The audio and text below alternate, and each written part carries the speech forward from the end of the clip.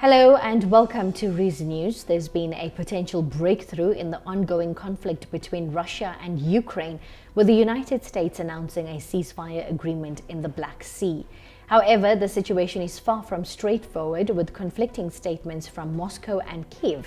Bloomberg's Crook breaks down the complexities of this development. For the United States, who's been trying to basically encourage to get both of these people, the Russian and the Ukrainian side of the table, to get incremental steps toward that full ceasefire, this is going to be another step there. This is basically also the enforcement of the energy ceasefire that had already been agreed to about a week ago, where basically there's no more striking on energy infrastructure. But the idea here is to basically restore commercial shipping within the Black Sea in order to basically try to normalize that situation a little bit further. The issue is that we had basically 4 different statements out from these meetings, 2 from the White House, 1 from its basically meeting with Russia, with another one from its meeting with Ukraine, the Kremlin statement and the Ukrainian statement, and they don't all totally align, Tom. So this is basically what we heard from the United States, saying that basically that they will help the Russians restore access to the world market for agricultural and fertilizer export to lower maritime insurance costs. These are basically abstract ambitions, right? Basically ways in which they're going to help the Russians get back to the market.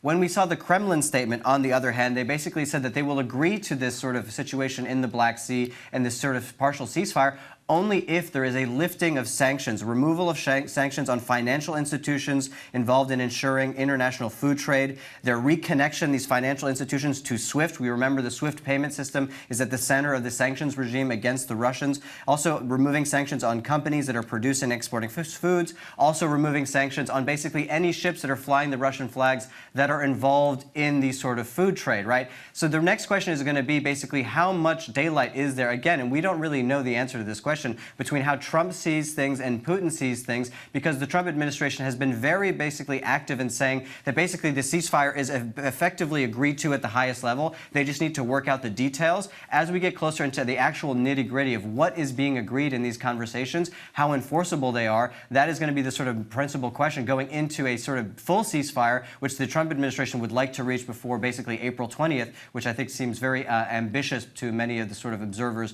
from Ukraine and Europe.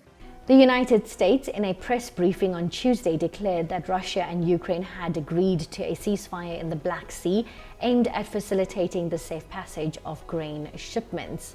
This announcement was met with cautious optimism as it raised hopes for a de-escalation of tensions in a critical maritime region. The US position is that this is a humanitarian measure designed to get vital grain supplies out to the world. They're portraying it as a goodwill gesture from both sides and a way to alleviate the global food shortages. However, the Kremlin's confirmation of the agreement came with significant caveats.